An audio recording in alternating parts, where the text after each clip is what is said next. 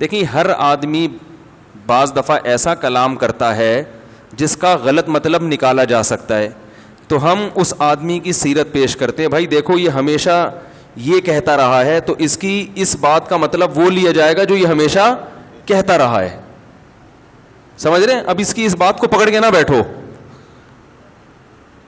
بلکہ اس کے جیسے جنید جمشید کا حشر کیا تھا نا لوگوں نے,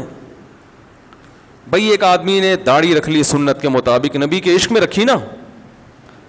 اللہ کی راہ میں نکل گیا, گانے بجانے چھوڑ دیے, اب اس سے ایک لفظ ایسا نکلا جس میں گستاخی کا پہلو نکل رہا ہے, تو جو پازیٹیو تھنکنگ رکھیں گے بولیں گے بھائی یہ گستاخ ہوتا تو یہ اتنی قربانیاں کیوں دیتا. تو ہم اس کی بات کا ایسا مفہوم بیان کریں گے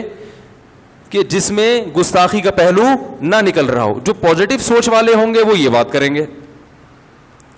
جو نیگیٹو والے ہوں گے وہ یہ نہیں دیکھیں گے کہ یار ایک آدمی نے قربانی, تو کہیں گے گستاخ گستاخ گستاخ, ٹھیک, فتوے لگاؤ اس کے اوپر. اور ایک آدمی ہے ہی گستاخ, اس کا کام ہی رسول اللہ صلی اللہ علیہ وسلم کے دین اور مذہب کو ختم کرنا. وہ جب گستاخی کرے گا وہی الفاظ کہے گا, اس کی ہم تعویل نہیں کریں گے,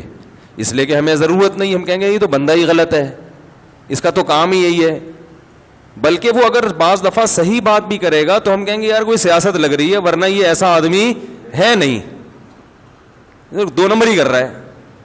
ایک سے کسی نے پوچھا انٹرویو میں کہ تم صحابہ کو برا کہتے ہو, انہوں نے کہا نہیں نہیں ہم تو سب صحابہ کو مانتے ہیں, لیکن آہستہ سے بولا کہ ہمارے ہاں صحابہ کی ڈیفینیشن تھوڑی مختلف ہے, تو یہ کر کے آگے نکل لیے. اب یہاں کیا کر دیا, گھما دیا کہ بہت سارے صحابہ کو